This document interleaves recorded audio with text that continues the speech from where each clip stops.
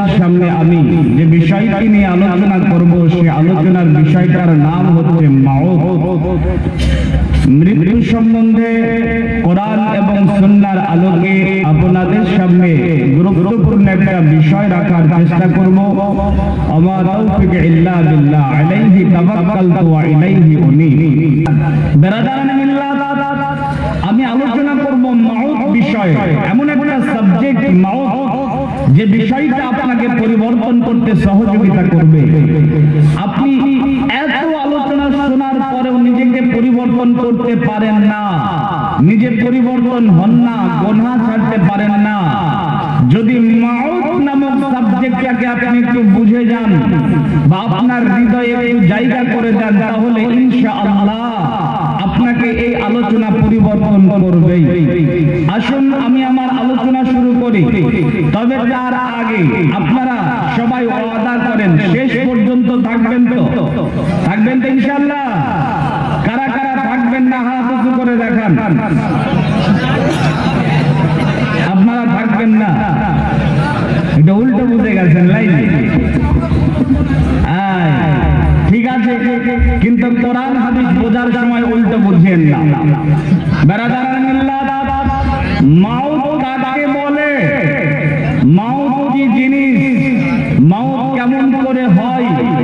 মাউতের যন্ত্রণা কেমন?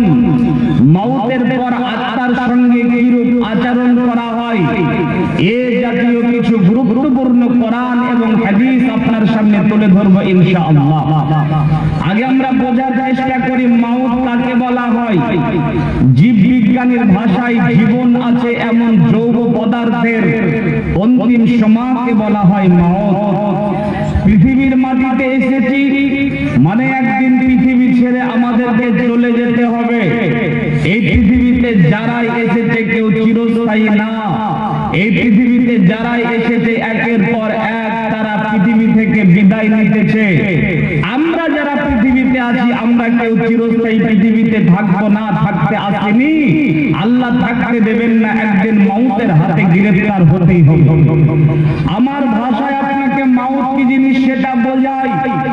আপনার বাড়ি, আপনার গাড়ি, আপনার টাকা পয়সা, আপনার জমি জায়গা, আপনার ধন দৌলত যাহা কিছু আছে সব পড়ে থাকবে। আপনাকে খালি হাতে চলে যেতে হবে একদিন। কি আশ্চর্য যে পৃথিবীতে আপনি এত পাগলের মতো সম্পদ সঞ্চয় করছেন, একদিন সব পড়ে থাকবে, আপনাকে চলে যেতে হবে। এর নাম হচ্ছে মাউত। মাউতের হাত থেকে যদি কেউ রেহাই পেত তাহলে পৃথিবীর সর্বশ্রেষ্ঠ মহামানব তিনি পৃথিবীর মাটি থেকে যেতেন না, তিনি পৃথিবীতে বেঁচে থাকতেন। বলেন তো পৃথিবীর সর্বশ্রেষ্ঠ মহামানব কে? বলতে পারবেন আপনারা কে? মুহাম্মদুর রাসূলুল্লাহ সাল্লাল্লাহু আলাইহি ওয়াসাল্লাম। আমার নবী হলেন সর্বশ্রেষ্ঠ মহামানব।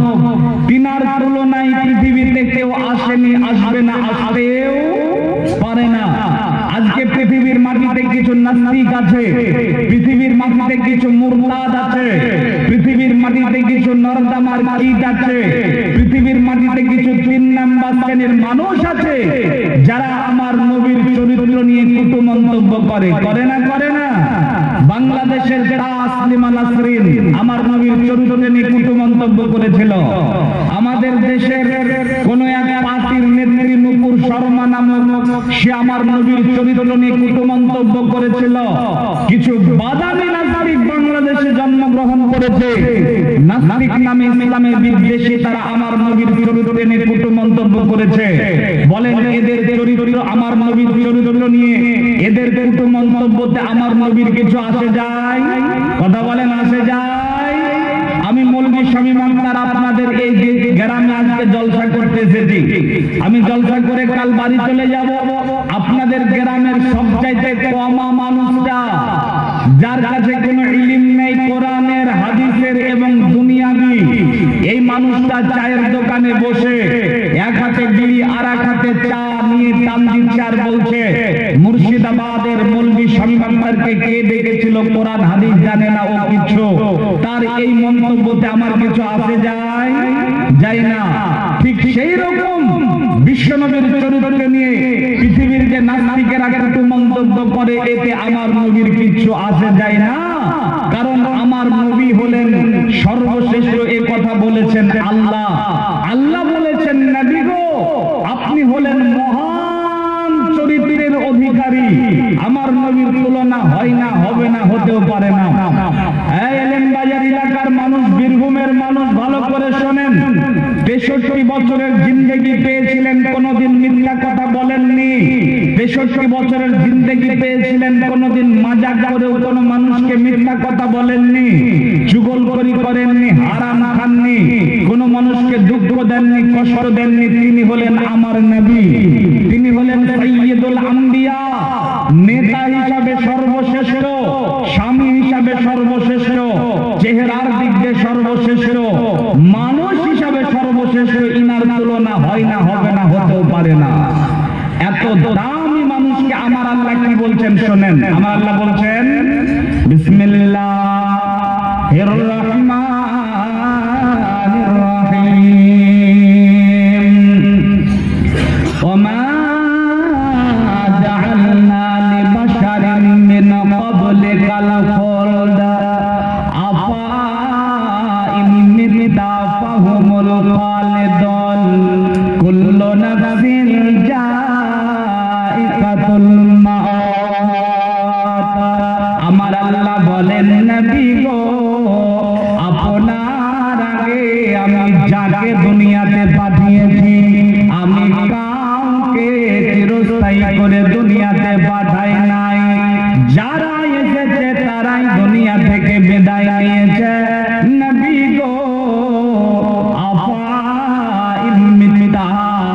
আপনাকে মরে যেতে হবে। এত দামি, এত মানি, এত সম্মানী, এত সর্বশ্রেষ্ঠ মহামানব, এত দামি মানুষকে আমার আল্লাহ ডেকে বলছেন আপনাকেও মরে যেতে হবে। এ কথা বুঝে আল্লাহ এটাই বোঝাতে চাইছেন, যখন সর্বশ্রেষ্ঠ মহামানবকে দুনিয়ার মাটি থেকে বিদায় নিতে হবে, অতএব রে পৃথিবীর মানুষেরা তোমরা ভাবিও না, ভাবিও না, ভাবিও না চিরস্থায়ী দুনিয়াতে থাকবে। কুল্লু নাফসিন যায়িকাতুল মাউত, মওতের হাতে গ্রেফতার হতে হবে। আমার আল্লাহ বলেন আইনামা তাকুনু ইদরিকুমুল মাউত ওয়ালাউ কুনতুম ফি বুরুজিম মুশাইয়াদা। আল্লাহ বলেন বান্দারে মওতের হাত থেকে তুমি কোথাও পালিয়ে বাঁচতে পারবে না। যদি তুমি সুদৃঢ় প্রাচীরের মধ্যে লুকিয়ে থাকো, অথবা সীসা ঢালা প্রাচীরের মধ্যে লুকিয়ে থাকো, যদি কাঠের বাক্স করো রে, মওতের হাত থেকে বাঁচার জন্য, মওতের হাত থেকে তুমি বাঁচতে পারবে না, পারবে না, পারবে না। যেখানে যাও না কেন রে বান্দা, মওত সেখানে উপস্থিত হয়ে যাবে। এক সেকেন্ডের জন্য তোমাকে ছাড় দেওয়া হবে না। ফাইজা আজালহুম লা ইস্তাখিরুনা সাআতাও ওয়া লা ইস্তাকদিমুন। যখন তোমার সময় হয়ে যাবে, যেখানেই থাকো না কেন, যে হালাতে থাকো না কেন, যে অবস্থাতে থাকো না কেন রে বান্দা, মালাকুল মওত লাব্বাইক বলে হাজির হয়ে যাবে, তোমাকে ছাড় দেবে না, দেবে না, দেবে না। হঠাৎ করে তোমার একদিন এমন হবে, মওতের হাতে তুমি গ্রেফতার হবে।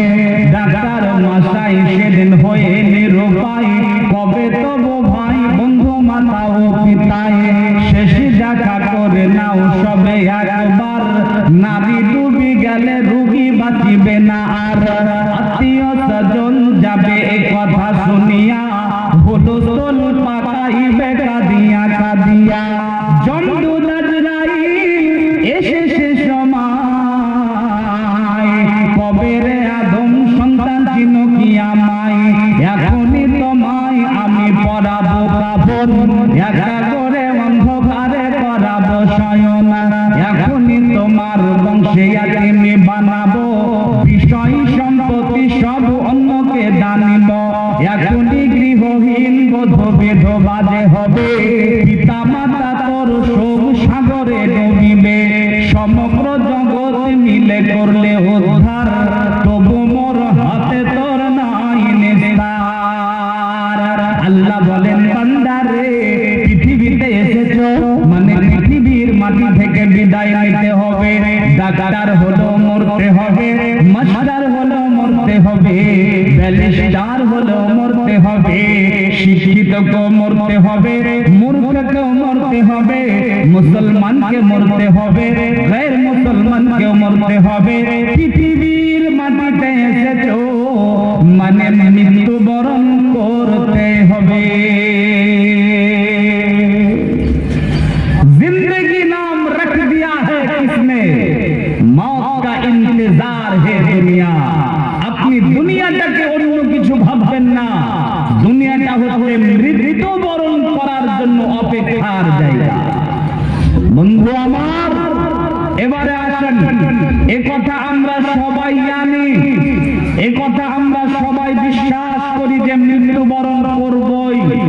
পৃথিবীতে যত ধর্ম আছে ৪,৫০০ ধর্ম, এই ৪,৫০০ ধর্মের মানুষের মধ্যে অন্য কিছু বিষয়ে মতভেদ থাকলেও মৃত্যুবরণ করতে হবে এ বিষয়ে কারো দ্বিমত নাই, সবাই একমত।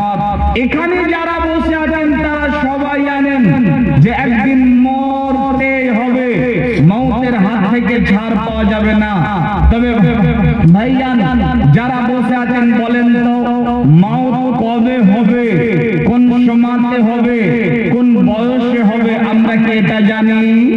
কথা বলে জানি না। এখানে কেউ বলতে পারবেন না যে কোন সময়তে মৌত হবে। আপনারা তো দূরের কথা, পৃথিবীতে যত বিজ্ঞানী এসেছে তারাও বলতে পারবে না মৌত কবে হবে। কিন্তু দুঃখ এবং পরিতাপের বিষয় হলো আমরা জানি না যে মৌত কবে হবে, কিন্তু আমাদের চাল চলন, আচার ব্যবহার, উঠা বসা, কথাবার্তা, চলা ফিরা দেখে মনে হয় মৌত কবে হবে এ কথা আমরা জেনে বসে আছি। মানে হয় না, হয় না গো? এ কথা বলেন হয় না, হয় না? দেখেন আপনাকে আমি প্রমাণ দিই। ৫৫ বছর বয়স মুরব্বির, এখনো পর্যন্ত মসজিদে গেল না, এখনো পর্যন্ত রুকু সাজদা করলো না। এই ৫৫ বয়সের মুরব্বিকে যদি আপনি বলেন চলেন বাজান একটু মসজিদে যাবেন, নামাজ পড়েন, পরিবর্তন হন, তখন মুরব্বি আপনাকে বলবে ঠিক আছে বাপ, যখন বললা আগামী শুক্রবার থেকে মসজিদে যাব তোমাকে কথা দিলাম। বলে না, বলে না? এই কথা বলেন, বলে না, বলে না? বলে। যুবক ছেলে 25 বছর বয়স, 30 বছর বয়স, চারিদিককার চুলগুলাকে কেটেছে, মধ্যখানে জুতা পরিষ্কার করা বেরাস রেখেছে, যেই প্যান্টটা পরেছে সেটা আবার 20-22 জায়গায় ছেঁড়া প্যান্ট। এই ছেলেটাকে বলেন এই যুবক একটু পরিবর্তন হ, এইরকম করে শয়তানের জিন্দেগি যাপন করছিস কেন? তখন সে আপনাকে বলবে আমার বয়স এখন 25, ঠিক এখন আমার বয়স 50-60 বছর হয়ে যাবে, বলা লাগবে না পরিবর্তন হয়ে যাব। বলে না, বলে না? বলে। ভাইজান বেশিরভাগ মানুষের চিন্তা ভাবনা হলো ঠিক পরিবর্তন হয়ে যাব শেষ বয়সে। তো ভাই শেষ বয়সটা কবে আমরা কি জানি? যুবক তুমি যে বললে যে এখনো পরিবর্তন হওয়ার সময় আসেনি, বয়সটা ভারী হলে পরিবর্তন হয়ে যাব। মুরব্বি আপনি যে বললেন যে আগামী জুমা থেকে যাব, তো কবে মৌত হবে এই কথা কি আমরা জানি? মালাকুল মৌতের সঙ্গে কি কন্ট্রাক্ট হয়? মালাকুল মৌতের সঙ্গে কি যোগাযোগের রাস্তা আছে? নেই। মৌত কবে হবে এ কথা আমরা কেউ জানি না। আল্লাহ বলেন বিসমিল্লাহির রহমানির রহিম, ওমা তাদরি নাফসুম মাযা তাকসিবু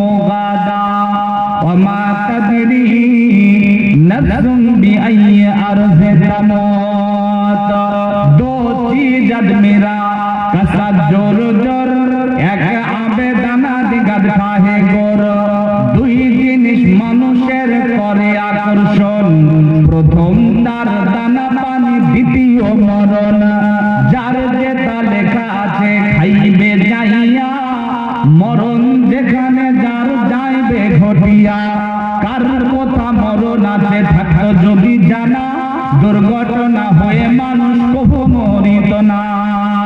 আল্লাহ বলেন বান্দারে তোমার কোন বয়সে মওত হবে, কোন সময়তে মওত হবে এটা তুমি জানো না। আর আগামী কালকে তুমি কি খাবে, কোথায় তোমার রুজি আছে এটা আমি আল্লাহ জানি, তুমি জানো না। অতএব রে আমার বান্দারা তোমরা ভাবিও না যে এখনো 20 বছর দুনিয়া থাকবে, এখনো 50 বছর দুনিয়া থাকবে, বার্ধক্য পর্যন্ত বাঁচবে এটা তুমি কখনো ভাবিও না। যে কোনো সময় মালাকুল মাউত চলে আসতে পারে, যে কোনো সময় মালাকুল মাউত লাব্বাইক বলে হাজির হতে পারে। মওতকে কত কাছে, মওতকে কত সন্নিকটে, মওতকে কত নিকটে মনে করতে হবে। নবীজির হাদিস শুনেন। আন ইবনে উমর রাদিয়াল্লাহু তাআলা আনহু قال أخرج رسول الله صلى الله عليه وسلم ببعض جسد فقال كن في الدنيا كأنك غريب أو عابر سبيل وعد نفسك من أهل القبور। আল্লাহর গোলামেরা ভালো করে শ্রবণ করে নেন। ইবনে উমর রাদিয়াল্লাহু তাআলা আনহু বলেন আখাজা রাসূলুল্লাহ সাল্লাল্লাহু আলাইহি ওয়াসাল্লাম বিবাদিন জাসাদিন। কোন একদিন আল্লাহর নবী আমার কাছে চলে এলেন। আমার কাছে আসার পরে আমার শরীরের উপরে হাত রাখলেন, রাখার পরে বলছেন ইবনে উমর কুন ফি দুনিয়া কান্নাকা গরিবুন আও আবিরু সাবিলিন। ইবনে উমর রে তুমি যতদিন দুনিয়াতে বাঁচবে, যতদিন তুমি দুনিয়া করবে, যতদিন তুমি দুনিয়ায় থাকবে, তুমি মুসাফিরের মতো জিন্দেগি যাপন করবে। একটা মুসাফির সফর করতে বেরিয়ে তার সফরটাকে যেমনি মনে করে, আপনি এখান থেকে কলকাতা গেলেন সফর করতে, একদিন বা 2 দিন সফর করবেন, তো এই সফরটাকে যেমন মনে করেন অমনি করে দুনিয়াটাকে মনে করতে হবে। আল্লাহর নবী বলেন ইবনে উমর দুনিয়াটাকে তুমি সফর মনে করবে, ওয়াউদ্দা নাফসাকা মিন আহলিল কবর, আর নিজেকে সব সময় কবরবাসী মনে করিও, নিজেকে সব সময় কবরের বাসিন্দা মনে করিও। আল্লাহর নবী এমনি করে ইবনে উমরকে বললেন। তাহলে মওতকে কত নিকটে মনে করতে হবে, বুঝে নিতে হবে। বন্ধুরে আমার, নবী আমার বলেন ইজা আমসাইতা ফালা তানতাজিরিস সাবাহা ওয়া ইজা আসবাহাত ফালা তানতাজিরিল মাসাহা। নবী আমার বলেন উম্মত রে, যদি তুমি সকাল পেয়ে যাও সন্ধ্যার আশা করবে না, আর যদি সন্ধ্যা পেয়ে যাও সকালের আশা করবে না। মাঝরাঙ্গা উড়িতেছে উপরে তোমার, কখন কদিয়া পরে ঠিক নাহি তার। মাঝরাঙ্গা মাছ যেমন ধরে নিয়ে যায়, সাথী মাছ যত থাকে কোথাকে পালায়, ওই দিকে নিয়ে গিয়ে গাছের উপরে ডালেতে আছাড় মেরে খাই পেট ভরে। ওই মতো আজরাইল আসিবে ধরাতে, লুকাইয়ে আছে তুমি পাও না দেখিতে। ওই মতো আজরাইল তোমাকে ধরিয়া কবরের মধ্যে কাল খাইবে বসিয়া। যখন তোমার জান কবজ করিবে, পাড়া প্রতিবেশী সব দূরেতে পালাবে। অতএব বন্ধুরে, মওতকে দূরে মনে করা যাবে না, মওতকে কখনো দূরে মনে করবেন না। এখনো 20 বছর বাঁচব, এখনো 10 বছর বাঁচব, বার্ধক্য পর্যন্ত বাঁচব, এইরকম চিন্তা মাথা থেকে আউট করে দিতে হবে।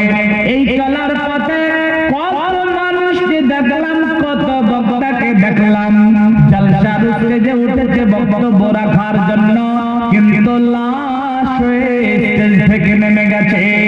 কত যুবককে দেখলাম মাকে বলেছে, বাবাকে বলেছে বাইরে গেলাম রোজগার করার জন্য, কিন্তু রোজগার করে টাকা আনতে পারেনি, মায়ের কাছে সন্তানের লাশটা ফেরত এসেছে।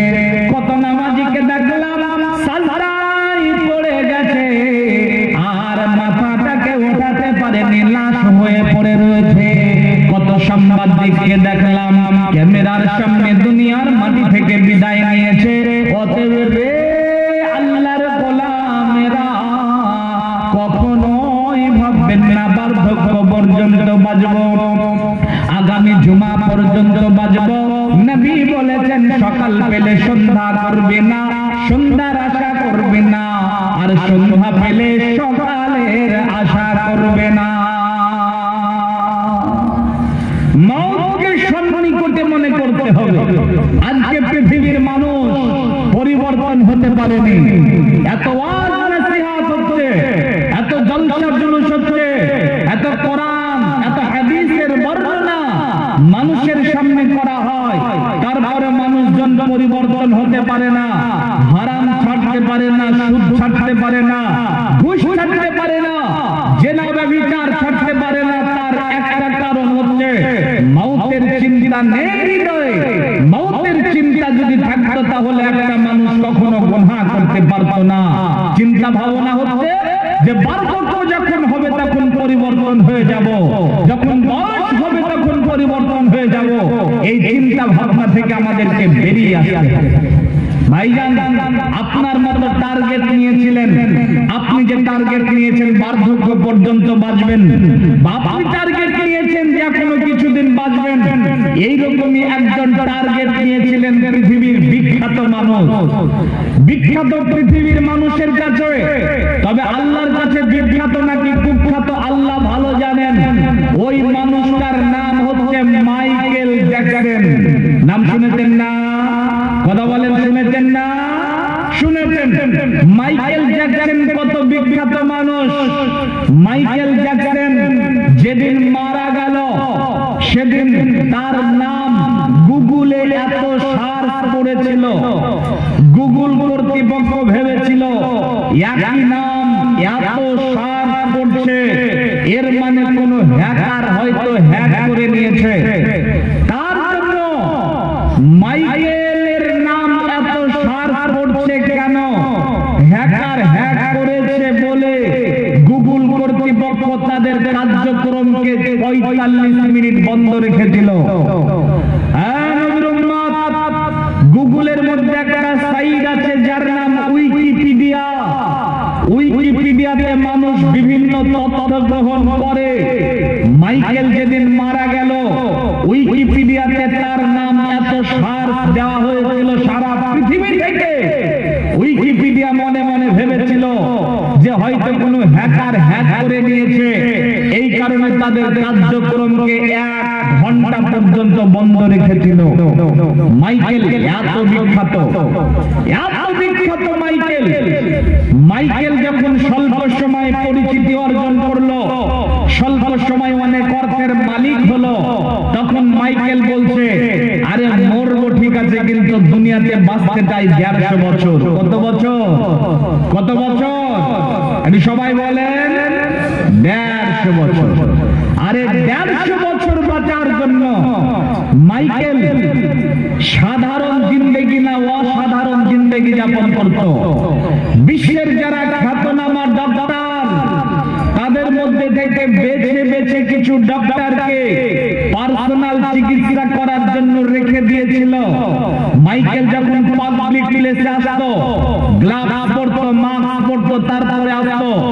মাইকেল যখন কোনো খাবার খেতে যেত সেই খাবারটাকে আগে পরীক্ষা নিরীক্ষা করা হতো, তারপরে মাইকেল সেই খাবার খেত। মাইকেল এত বিখ্যাত, আর টার্গেট নিল 150 বছর পৃথিবীতে বাঁচবে। 150 বছরের জিন্দেগি যাপন করার জন্য অসাধারণ জিন্দেগি যাপন করতে লাগলো। কিন্তু বন্ধু, মাইকেলের যখন মাত্র 50 বছর বয়স, মাথা যন্ত্রণা শুরু হয়েছে। তোমাকেই বলছি, তুমি যে ভেবেছো বার্ধক্য পর্যন্ত বাঁচবে, বা যে সমস্ত ভাইয়েরা হয়তো টার্গেট করেছেন যে এখনো অনেকদিন বাঁচবি, ঠিক শেষ বয়সে তওবা করে নেব, তাদেরকেই বলছি মাইকেলের 150 বছর পূরণ করতে পারেনি। যখন 50 বছর মাত্র বয়স, তখন মাইকেলের মাথা যন্ত্রণা শুরু হয়ে গেছে। এত সচেতনতা, এত ডাক্তার, এত পরীক্ষা নিরীক্ষা, এর মধ্যে থেকে 50 বছর বয়সে মাইকেলকে দুনিয়ার মাটি থেকে বিদায় নিতে হয়েছে। আল্লাহ বলেন, বান্দা তুই কখন মরবি তুই জানিস না, আমি জানি। তোর কোন বয়সে মওত হবে এটা আমি আল্লাহ জানি, তুই জানিস না। অতএব বন্ধু আমার, ভাবিয়েন না যে এখনো অনেক সময় পৃথিবীতে বাঁচবেন। একটা নাম বলছি, নামটা ইমাম মালিক রাহিমাহুল্লাহ। নাম শুনেছেন না? শুনেছেন তো না? ইমাম মালিক রাহিমাহুল্লাহ স্বপ্ন দেখছেন মালাকুল মউতের সঙ্গে দেখা। মালাকুল মউতকে যখন দেখলেন, তখন ইমাম মালিক রাহিমাহুল্লাহ মালাকুল মউতকে বলছেন, মালাকুল মউত, যখন তোমার সঙ্গে আমার দেখা হয়ে গেল, একটু বলো আমি কতদিন বাঁচবো? তখন মালাকুল মউত 5টা আঙ্গুলের ইশারা করলো। মালাকুল মউত যখন 5টা আঙ্গুলের ইশারা করেছে, তখন ইমাম মালিক রাহিমাহুল্লাহ বলছেন, 5 আঙ্গুল দেখে কি বোঝাতে চাইছেন? আমি কি 5 দিন বাঁচবো, নাকি 5 মাস, নাকি 5 বছর, কোনটা? মালাকুল মউত কিছু বলতে যাবেন, তার আগে ইমাম মালিকের ঘুম ভেঙে গেল। ইমাম মালিক পড়লেন বড় চিন্তায়, মালাকুল মউত আমাকে 5টা আঙ্গুল দেখে কি বোঝাতে চাইছে? আমি কি 5 দিন বাঁচবো, না 5 মাস, না 5 বছর, না 5 যুগ, কোনটা ধরবো? চিন্তায় রাতটাকে কাটালেন। সকালবেলায় উঠে সেই জামানার একজন বিখ্যাত ইমাম ইবনে সিরিনের কাছে চলে গেলেন। ইমাম ইবনে সিরিন ছিলেন সেই জামানার একজন বিখ্যাত স্বপ্নের তাবির করনেওয়ালা ইমাম ইবনে সিরিনের কাছে যাওয়ার পরে ইমাম মালিক রাহিমাহুল্লাহ বলছেন, ইমাম ইবনে সিরিন, আমি স্বপ্ন দেখলাম মালাকুল মউতকে, জিজ্ঞাসা করলাম কতদিন বাঁচবো, তা আমাকে 5টা আঙ্গুলের ইশারা করলো। আমি বললাম 5টা আঙ্গুল দিয়ে আপনি কি বোঝাতে চাইছেন? আমাকে কিছু বলতে যাবে, তার আগে আমার ঘুম ভেঙে গেল। এখন আপনি আমাকে বলেন 5টা আঙ্গুল দেখে মালাকুল মউত আমাকে কি বোঝাতে চেয়েছে? এই বন্ধুরা, নবীর উম্মতের দলেরা, আল্লাহর গোলামেরা, খুব ভালো করে শোনেন। ইমাম ইবনে সিরিন বলছেন, ইমাম মালিক শুনে নেন, মালাকুল মউত আপনাকে 5টা আঙ্গুলের ইশারা করে কি বোঝাতে চেয়েছেন? ইমাম ইবনে সিরিন বলছেন, ইমাম মালিক, পৃথিবীর মাটিতে, আসমানের উপরে, জমিনের উপরে এমন কেউ নেই যে 5টা বিষয়ে ইলম রাখতে পারে। 1 নাম্বার হলো কিয়ামত কবে হবে, 2 নাম্বার হলো বৃষ্টি কবে হবে, 3 নাম্বার হলো মায়ের পেটে কি সন্তান আছে, আর 4 নাম্বার আগামী কালকে কে কোথায় কি খাবে, আর 5 নাম্বার হলো কার কোন বয়সে মওত হবে। এই 5টা আঙ্গুলের ইশারা করে মালাকুল মউত আপনাকে যেটা বলতে চেয়েছেন, সেটা মালাকুল মউতের জানা নেই আপনি কবে মরবেন সেটা।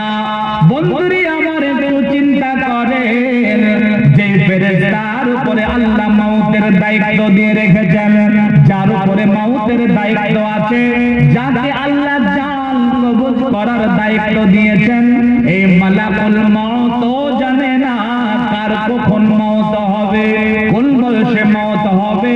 অতএব অজানা বিষয়ে ভাববেন না যে এখনো 10 বছর বাঁচবো, এখনো 20 বছর বাঁচবো, এখনো 50 বছর বাঁচবো। সকাল পেলে সন্ধ্যার আশা করবেন না, আর সন্ধ্যা পেলে সকালের আশা করবেন না। নবীর জামানায় একজন ব্যক্তি ছিল যার নাম রাবি বিন খাইসাম। খুব ভালো করে শোনেন, রাবি বিন খাইসাম তিনার বাড়িতে কবর খুঁড়ে রেখেছিলেন। যখন তিনার ঘুমানোর প্রয়োজন হতো, তখন তিনি ওই কবরটার মধ্যে গিয়ে শুয়ে পড়তেন। জিজ্ঞাসা করা হলো,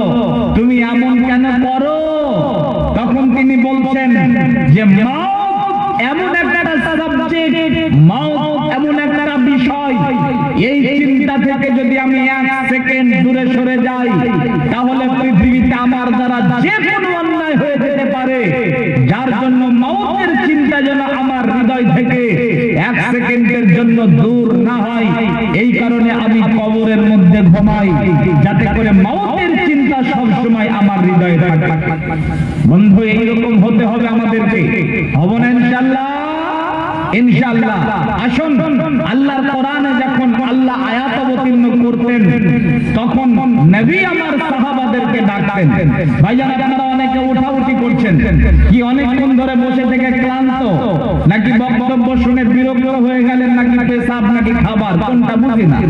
শুরুতে ওয়াদা করেছিলেন যে শেষ পর্যন্ত থাকবো, তারপরে অনেকে যাচ্ছেন, যারা যাচ্ছেন তারা আবার ফিরে আসুন। ইনশাআল্লাহ আমি 12টা বাজে শেষ করব, তবে আপনারা কেউ উঠাউঠি করবেন না। শেষের বেলাতে আপনাকে মহামূল্যবান দুটা হাদিস উপহার দিয়ে যাব, গভীর মনোযোগ দিয়ে শুনুন। ইনশাআল্লাহ এই আলোচনা আপনার জীবনে একটুকু হলেও কাজে আসবে। বেরাদারান মিল্লাত, নবীর উপরে যখন আয়াত অবতীর্ণ হতো, তখন আমার নবী সাহাবাদেরকে ডেকে বলতেন যে আমার উপরে আজকে এই আয়াত অবতীর্ণ হয়েছে। হ্যাঁ নবীর উম্মত, যখন আয়াত অবতীর্ণ হলো, বিসমিল্লাহির রহমানির রহিম, ওয়াজাআত সাকরাতুল মাউত বিল হক, মওতের সময় যন্ত্রণার সম্মুখীন হতে হবে। মওতের যন্ত্রণা সত্য, মওতের যন্ত্রণা হক, মওতের যন্ত্রণা সত্য। এই আয়াতটা যখন অবতীর্ণ হলো, আমার নবী সাহাবাদেরকে ডাকলেন, ডাকার পর বললেন, সাহাবারা শোনো, মওত হবে হবে, তবে মওতের সময় একটা কঠিন যন্ত্রণার সম্মুখীন হতে হবে। আল্লাহর নবী যখন সাহাবাদেরকে এমনি করে আয়াতটা শুনিয়ে দিলেন, তখন উপস্থিত সাহাবাদের মধ্যে একজন সাহাবা ছিল, যার নাম হচ্ছে আমর ইবনুল আস। আমর ইবনুল আস নবীজির একজন সাহাবা। তিনি যখন এই আয়াতটা শুনলেন, মওতের সময় যন্ত্রণা হবে, তখন তিনি বেকুল বেচেন হয়ে পড়লেন। মওতের যন্ত্রণাটা কেমন হতে পারে, মওতের যন্ত্রণা কত কষ্টদায়ক হতে পারে, এটা জানার জন্য তিনি বেকুল হয়ে পড়লেন। তাই তো তিনি এই আয়াতটা অবতীর্ণ হওয়ার পর থেকে মদিনার মাটিতে যেই ব্যক্তি দুনিয়া ছেড়ে চলে যাবে, মওতের শয্যায় পড়ে থাকে, ওর কাছে চলে যেতেন। যাওয়ার পরে তার মাথাতে হাত রাখতেন, রেখে বলতেন, আল্লাহর গোলাম, আল্লাহ বলেছেন মওতের সময় যন্ত্রণা হবে, আর তুমি এখন সে মওতের যন্ত্রণার সম্মুখীন আছো, তুমি আমাদের বলে যাও মওতের যন্ত্রণা কেমন লাগছে। নবীর উম্মতের দল এইরকম করে আমর ইবনুল আস একাধিক মানুষের কাছে যেতেন, কিন্তু তেনাকে কেউ বলল না মওতের যন্ত্রণা কেমন হতে পারে। একদিন তিনি ফাঁকা জায়গাতে দাঁড়ালেন, দাঁড়ানোর পরে কান্না করতে আরম্ভ করলেন, আর বললেন, হায় রে, আল্লাহ বলেছেন মওতের সময় যন্ত্রণা হবে। আমি এত এত এত মানুষকে জিজ্ঞাসা করলাম মওতের যন্ত্রণা কেমন হতে পারে, আমাকে কেউ কেন বলল না। এটা ভেবে তিনি বাচ্চাদের মতো কান্নায় ভেঙে পড়েছেন। দিন যায়, রাত যায়, মাস যায়, বছর যায়, এমনি করতে করতে আমর ইবনুল আসের মওতের সময় চলে এসেছে। আমর ইবনুল আস মওতের শয্যায় পড়ে আছেন। আমর ইবনুল আস যখন মওতের শয্যায় পড়ে আছে, তখন তার ছেলেটা তার মাথার কাছে বসেছে। বসার পরে বলছে, আব্বা জান, এতদিন পর্যন্ত আপনি হাজারো মানুষের কাছে গেছেন মওতের যন্ত্রণা কেমন এটা জানার জন্য, কিন্তু আপনাকে কেউ বলেনি মওতের যন্ত্রণা কেমন। আজকে আপনি নিজেই মওতের যন্ত্রণার সম্মুখীন হয়েছেন, আপনি আমাদের বলে যান মওতের যন্ত্রণা আপনাকে কেমন লাগছে। আমর ইবনুল আসের জবান বন্ধ, তিনি কথা বলতে বলতে পারছেন না। তার ছেলেটা আবার বলছে, আব্বাজান আপনি বলে যান মউতের যন্ত্রণা আপনাকে কেমন লাগছে। আমর ইবনে লাস বলছে, বেটা আজকে বুঝতে পারলাম মউতের যন্ত্রণা মানুষজন আমাকে কেন বলেনি। আমর ইবনে লাস বলছে, বেটা শোনো, মউতের যন্ত্রণা বলা সম্ভব নয়, মউতের যন্ত্রণা বর্ণনা করা সম্ভব নয়। তবে বেটা শোনো, আমি তোমাকে চারটা কথা বলে যাচ্ছি। এই বীরভূমের ভাইরা মায়েরা বোনেরা ভালো করে শ্রবণ করে নেন। আমর ইবনে লাস বলছেন, বেটা রে আমি তোমাকে চারটা কথা বলে যাচ্ছি, তুমি বুঝে নিও মউতের যন্ত্রণা কেমন। আমর ইবনে লাস বলছে, বেটা রে মনে হচ্ছে যেন আসমানটা ভেঙে আমার মাথায় পড়েছে। দুই নম্বর, যেন মনে হচ্ছে মদিনার বড় বড় পাহাড়গুলো আমার উপরে চাপিয়ে দেওয়া হয়েছে। তিন নম্বর, যেন মনে হচ্ছে আমার পেটে অনবরতে খাজুরের কাঁটা হানা হচ্ছে। আর চার নম্বর, যেন মনে হচ্ছে আমার শ্বাস প্রশ্বাস সুয়ের ছিদ্র দিয়ে বের হচ্ছে। বেটা তুমি বুঝে নাও মউতের যন্ত্রণা কত কঠোর, মউতের যন্ত্রণা কত কষ্টদায়ক। আমার আল্লাহ বলেন, ওয়াজাআত সাকরাতুল মাউত বিল হক, মউতের যন্ত্রণা সত্য। এই মউতের যন্ত্রণার সম্মুখীন একদিন আমাদের হতে হবে, হতেই হবে। মউতের এই কঠিন যন্ত্রণার সম্মুখীন একদিন আপনাকে আমাকে হতেই হবে। আজ না হয় কাল, না হয় পরশু, একদিন এই যন্ত্রণার সম্মুখীন হতেই হবে, কোনো রেহাই নেই। মউতের যন্ত্রণা কত কঠোর, এই ব্যাপারে আমার আগের বক্তা নবীজির মউতের কথা বলছিলেন, আপনারা শুনলেন। তবে একটা কথা শুনেলেন, মউতের যন্ত্রণা কত কঠিন। আমার নবীকে তায়েফের ময়দানে বেদিনেরা মেরেছিল, আমার নবীকে উহুদের ময়দানে বদরের প্রান্তরে নবীকে কষ্ট দিয়েছিল, আমার নবীকে খন্দকের ময়দানে কষ্ট দিয়েছিল। বেদিনেরা আমার নবীর উপর অনেক অত্যাচার করেছিল, নবীজির দাঁত ভেঙে দিয়েছিল, নবীজিকে অনেক কষ্ট দিয়েছিল। কিন্তু আমার নবী কোনদিন আল্লাহকে বলেননি যে আল্লাহ আমি এই ব্যথা সহ্য করতে পারছি না। এইরকম করে তিনি কোনদিন আল্লাহর কাছে আরাজ করেননি। তবে যখন তিনি মৃত্যুবরণ করবেন, মউতের শয্যায় পড়ে আছেন, তখন আল্লাহর নবী বলছেন, আল্লাহুম্মা হাউবিন আলা মুহাম্মাদিন সাকারাল মাউত।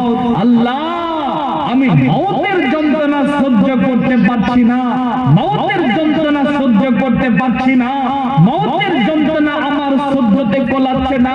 আল্লাহুম্মা হাউবিন আলা মুহাম্মাদিন সাকারাল মাউত। আল্লাহ তুমি মুহাম্মাদের মউতের যন্ত্রণা কমিয়ে দাও।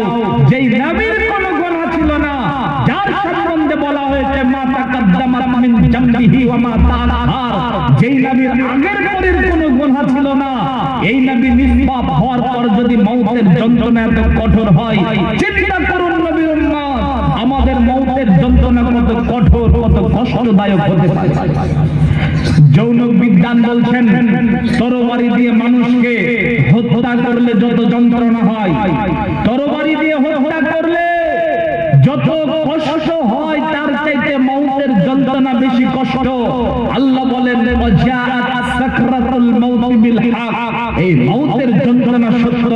একদিন না একদিন আপনাকে আমাকে এর সম্মুখীন হতেই হবে। হ্যাঁ নবীর উম্মত, গভীর মনোযোগ দিয়ে শ্রবণ করতে হবে।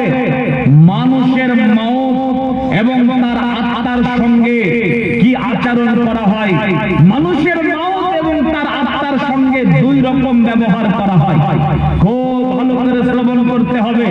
যারা আল্লাহওয়ালা, যারা পরহেজগার, যারা দিনদার, যারা ঈমানদার, যারা আল্লাহকে সিজদা করে, রুকু করে, হারাম খায় না, সুদ খায় না, ঘুষ খায় না, জুয়া কাটে না, লটারি কাটে না, এই বদমাশ বদগার যারা আছে, তাদের আত্মা এক রকমের কবুল করা হয়, তাদের আত্মার সঙ্গে এক রকমের ব্যবহার করা হয়। আর যারা ভালো, যারা পরহেজগার, যারা দিনদার, যারা মুমিন, যারা রুকু করে সাজদা করে, পৃথিবীতে কোনো হারাম কাজ করে না, এদের আত্মা একরকম ভাবে কবুল করা হয় এবং তাদের আত্মার সঙ্গে একরকম আচরণ করা হয়। ভালোদের সঙ্গে ভালো আচরণ করা হয় আর বদকারদের সঙ্গে বদ আচরণ করা হয়। চলে নবীর হাদিস আপনাকে শোনাই। ভালো যারা ভালো তাদের আত্মা কেমন করে কবুল করা হয় এবং তার আত্মার সঙ্গে কি আচরণ করা হয়, খুব ভালো করে হাদিস শ্রবণ করেন। আনবারা ইবনে আযিবিন রাদিয়াল্লাহু তাআলা আনহু ক্বালা রাসূলুল্লাহ সাল্লাল্লাহু আলাইহি ওয়াসাল্লাম ইন্নাল আবদাল মুমিন ইযা কানা ফি কিতাইন মিনাদ দুনিয়া ওয়া ইকবালিন মিনাল আখিরা নাযালা ইলাইহি মালাইকাতু মিনাস সামাই বিজুল উজুহি কাআন্না উজুহুমুশ শামসু মাআহুম কাফানুম মিন আকফানিল জান্নাহ ওয়া হানাতুম মিন হানুতিল জান্নাহ ইলাল আখিরিল হাদিস। বন্ধুরি আমার, বারা ইবনে আযিব রাদিয়াল্লাহু তাআলা আনহু বলেন, যখন কোন আল্লাহওয়ালা পরহেজগার, রুকু করনে ওয়ালা, সাজদা করনে ওয়ালা ভালো মানুষের আত্মা দুনিয়া থেকে বিদায় নেয়, যখন দুনিয়ার মাটি থেকে বিদায় নিয়ে পরকালে যায়, তো এই ব্যক্তি তার আত্মাটাকে কবুল করার জন্য নাযালা ইলাইহি মালাইকাতু মিনাস সামাই, আসমানের উপর থেকে এক দল ফেরেশতা দুনিয়ার মাটিতে চলে আসে। বিজুল উজুহি, যাদের চেহারা হয় সুন্দর, সূর্যের মতো চকচকে, কান্না উজুহুমুশ শামসু, সূর্যের মতো ঝকঝকে চকচকে চেহারা বিশিষ্ট এক দল ফেরেশতা দুনিয়ার মাটিতে চলে আসে। মাআহুম কাফানুম মিন আকফানিল জান্নাহ, জান্নাত থেকে কাফন সঙ্গে করে নিয়ে আসে। ওয়া হানাতুম মিন হানুতিল জান্নাহ, জান্নাতের সুগন্ধ সঙ্গে করে নিয়ে আসে। এর নবীর উম্মতের দল, এরপরে ওই ফেরেশতার দলটা পৃথিবীতে আসার পরে মাদাল বাসারি, ওর চোখের আড়ালে দূরে একটা জায়গাতে বসে যায়। সুম্মা ইউজাউ মালাকুল মাউত, এরপরে শুধুমাত্র মালাকুল মাউত ওই ভালো মানুষটার কাছে যায়। আল্লাহকে বিশ্বাস করে, নবীকে বিশ্বাস করে, ইসলামকে ভালোবাসে, কোনদিন হারাম খায় না, হারাম করে না, গুনাহ করে না, এইরকম ভালো মানুষটার কাছে যায়। যাওয়ার পরে মালাকুল মাউত তার মাথাতে, তার কপালে হাত রাখে, রাখার পরে বলে, ইয়া আইয়াতুহান নাফসুত তাইয়্যিবা। মালাকুল মাউত বলে, রে ভালো আত্মা, পরহেজগার আত্মা, আল্লাহ ওয়ালা আত্মা, তুখরিজি, বের হয়ে এসো, ইলা মাগফিরাতিন মিনাল্লাহি ওয়া রিজওয়ানা, আল্লাহর ক্ষমার দিকে, আল্লাহর দয়ার দিকে, আল্লাহর ভালোবাসার দিকে বের হয়ে এসো। বন্ধুরে আমার, একটা বোতলের মধ্যে পানি ভরা থাকলে বোতলের শিপাটাকে খুলে দিলে, আর যদি বোতলটাকে কাট করা হয়, যেমনি করে আরাম করে পানি বের হবে, অমনি করে ভালো মানুষের আত্মাটা বের হয়ে আসে। যখনই আত্মাটা বের হয়ে আসে, ওই যে দূরে ফেরেশতার দল বসেছিল জান্নাতের কাফন নিয়ে, ওই ফেরেশতার দলটি দৌড়িয়ে চলে আসে। আসার পর জান্নাতের কাফনে ওরা আত্মাটাকে জড়িয়ে নেয়, জান্নাতের সুগন্ধ তার উপরে ঢেলে দেয়। এরপরে তারা আনন্দ করতে করতে আসমানের দিকে যেতে আরম্ভ করে। দুনিয়া থেকে আসমান পর্যন্ত যত ফেরেশতা মণ্ডলী এই ফাঁকা জায়গাতে আছে, ওই আত্মার ব্যাপারে জিজ্ঞাসা করে, এত দামি আত্মাটা কার? তখন ফেরেশতা মণ্ডলীরা বলে, এটা অমুকের বেটা, অমুকের আত্মা এটা। তখন ফেরেশতারা তার জন্য মাগফিরাতের দোয়া করে। দুনিয়াতে আসমানের গেটের কাছে যখন তার আত্মাটাকে নিয়ে যাওয়া হয়, সঙ্গে সঙ্গে সঙ্গে সঙ্গে তারা ফেরেশতারা জন্য দুনিয়ার আসমানটা খুলে যায়। দুনিয়াবি আসমানের উপরে যখন তার আত্মাটাকে উঠানো হয়, আসমানের উপরে লাল হয়ে যায়, একটা ভালো আত্মা এসেছে পৃথিবী থেকে, তাই তো তার সম্মানে দুনিয়াবি আসমানের উপরে যত ফেরেশতা মণ্ডলী আছে সবাই এক জায়গাতে জমা হয়ে যায় এবং আত্মাটার জন্য ভালো দোয়া করে।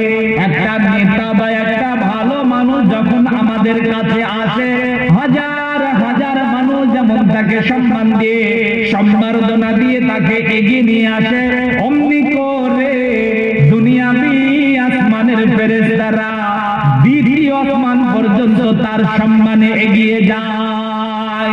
দ্বিতীয় আসমানের গেট সঙ্গে সঙ্গে আত্মাটার জন্য খুলে যায়। আসমানের উপরে দ্বিতীয় আসমানের উপরে এলান হয়ে যায় একটা ভালো আত্মা এসেছে। তখন ফেরেশতারা এক জায়গাতে জমা হয়ে যায় এবং তার জন্য মাগফিরাতের দোয়া করে এবং তৃতীয় আসমান পর্যন্ত এগিয়ে যায়। এমনি করে তৃতীয় আসমানের ফেরেশতারা চতুর্থ আসমান পর্যন্ত, চতুর্থ আসমানের ফেরেশতারা পঞ্চম আসমান পর্যন্ত, এরপরে সপ্তম আসমানের উপরে যাওয়ার পরে এরা আত্মাটাকে জান্নাতের সাব সেন্টার ইল্লিনের মধ্যে রেখে দেয়।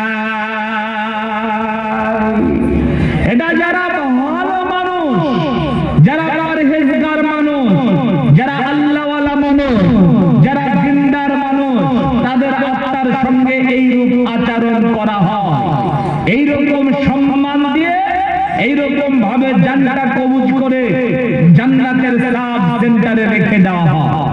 এবারে যারা বদমাশ, যারা বদগার, যারা দুনিয়াতে অশান্তির বাজারকে গরম করছে, যারা হারাম খায়, সুদ খায়, ঘুষ খায়, লটারি কাটে, যারা পৃথিবীতে চুগলখড়ি করে, দুনামবারি করে, নামাজের সঙ্গে মসজিদের সঙ্গে ইসলামের সঙ্গে যাদের সম্পর্ক নেই, এই ধরনের বদমাশদের আত্মার সঙ্গে কিরূপ আচরণ করা হয় দেখেন।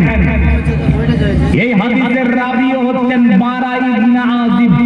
তিনি বলেন, কোন একদিন একটা আনসারী ব্যক্তির জানাজার জন্য বেরালাম। খুব গভীর ভাবে আলোচনা বোঝার চেষ্টা করতে হবে। বারা ইবনে আজিব রাদিয়াল্লাহু তাআলা বলছেন, একটা আনসারী ব্যক্তির জানাজার জন্য বেরালাম নবীজির সঙ্গে। আমরা কবরস্থানে পৌঁছে গেছি, এখনো পর্যন্ত লাশ আসেনি।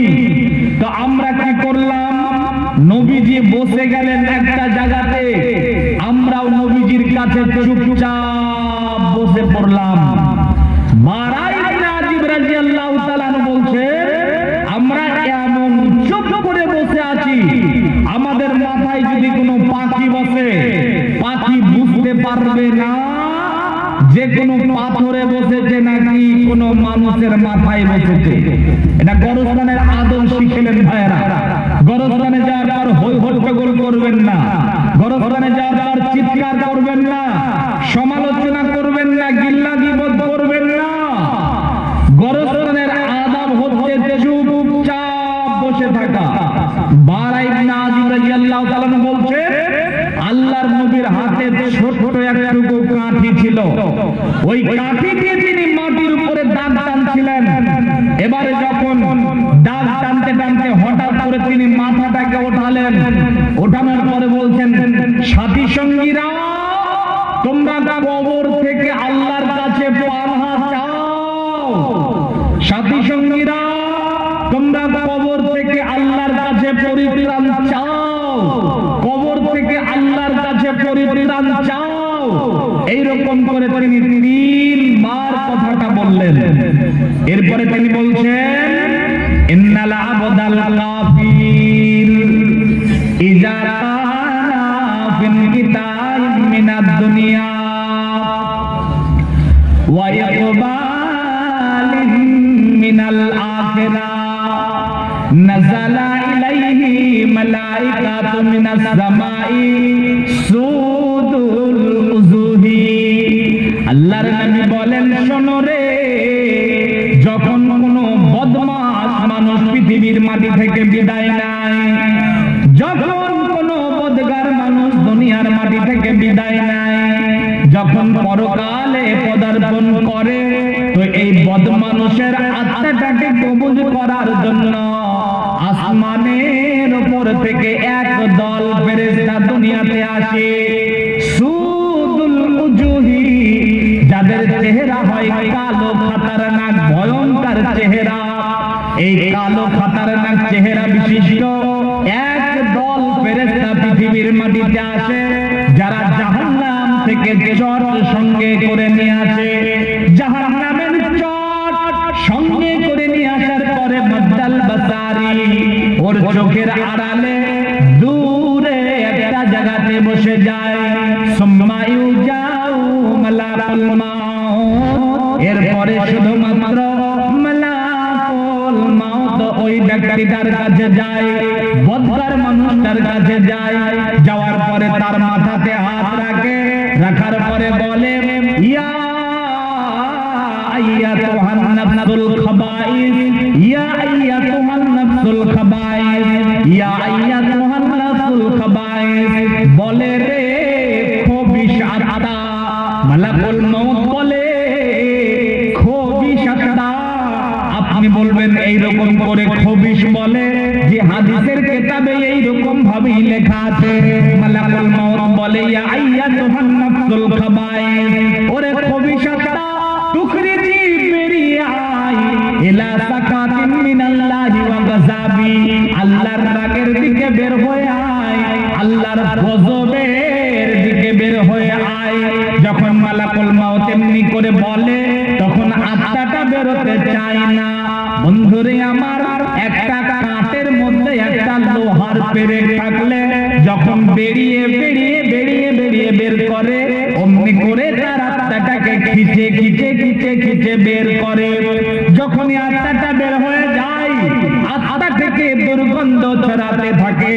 দূরে যে ফেরেশতা মণ্ডলী বসেছিল, জাহান্নামের চট সঙ্গে করে নিয়ে ওই জাহান্নামের চটটাতে আনার পরে ওই আত্মাটাকে জড়িয়ে নেয়। জাহান্নামের চটে জড়িয়ে নিয়ে দুনিয়া থেকে আসমানের দিকে যেতে আরম্ভ করে। এই দুনিয়া থেকে আসমান পর্যন্ত যত ফেরেশতার সঙ্গে দেখা হয়, ফেরেশতারা তার জন্য লানাতের দোয়া করে এবং বলে এই পচা আত্মাটা কার? তখন বলে অমুকের বেটা অমুকের আত্মা এটা, অমুকের বেটি অমুকের আত্মা এটা। এমনি করে ফেরেশতা মণ্ডলীরা বলে দেয়। বন্ধুরে আমার, দুনিয়াবি আসমানের কাছে যখন নিয়ে যাওয়া হয়, আসমানের গেট খুলতে বলা হয়, আল্লাহর তরফ থেকে বলে দেওয়া হয় এই বদকারের জন্য আসমানের দরজা খোলা হবে না, একে আসমানের উপরে ওঠানো হবে না, এর জন্য আসমানের দরজা খোলা হবে না, ওকে এখান থেকে ছুঁড়ে মেরে দাও আর দুনিয়ার সর্বনিম্ন স্থানে জাহান্নামের সাব সেন্টার সিজিনে তাকে রেখে দাও। এটা বদ মানুষের আচরণের সঙ্গে এই রূপ আচরণ করা হয়। যারা বদকার, যারা বদমাশ, যারা পৃথিবীতে অশান্তি করে, হারাম খায়, সুদ খায়, ঘুষ খায়, সাজদা করে না, রুকু করে না, পৃথিবীতে সব সময় কিভাবে বদমাইশি করবে এই রকম চক্রান্ত করে বেড়ায়, এই ধরনের মানুষের সঙ্গে এই আচরণ করা হয়।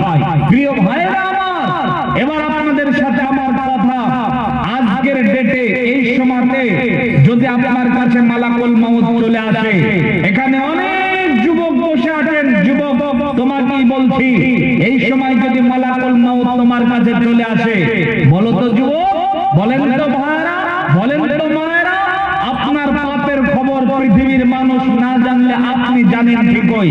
আপনার গুনাহের খবর যদি আপনার বেটা জানতো, বাপ বলতো না। আপনার গুনাহের খবর যদি আপনার বাপ জানতো, বেটা বলতো না। আপনার গুনাহের খবর স্ত্রী জানলে সংসার করতো না, ঘৃণা বোধ করতো। আপনার গুনাহের কোনো গন্ধ থাকলে পৃথিবী ভরে যেত, গুনাহের কোনো গন্ধ থাকলে পৃথিবী ভরে যেত গন্ধে। আপনার গুনাহের কোনো আওয়াজ থাকলে সব সময় ঢং ঢং টং টং বাজতো। গুনাহের খবর আপনি জানেন, পৃথিবী না জানো। বলেন তো ভাই, এখন যদি মালাকুল মউত চলে আসে আপনার কাছে, আপনাকে কি ইয়া আইয়াতুহান নাফসুত তাইয়্যিবা বলবে নাকি ইয়া আইয়াতুহান নাফসুল নাফসুল খাবাইস বলবে কোনটা? কোনটা বলবে? নিজেরটাকে নিয়ে একটু ভাবুন। আপনি বিড়ি খেয়ে, সিগারেট খেয়ে, তামাক খেয়ে, জর্দা খেয়ে, গুল খেয়ে, গুটখা খেয়ে নিজের মুখটাকে পচিয়ে রেখেছেন, দুর্গন্ধ বের হয়, আপনার দাঁতগুলা তরমুজের বিচির মতো হয়ে গেছে। আপনি হারাম খেয়ে খেয়ে খেয়ে হারামে ভরপুর হয়ে গেছেন। আপনার পোশাক হারাম, আপনার খাদ্য হারাম, আপনার চলা হারাম, আপনার বাড়ি হারামের টাকায়, আপনার গাড়ি হারামের টাকায়, আপনি মানুষের সঙ্গে কথা বলেন, মিথ্যা ছাগলখড়ি করেন।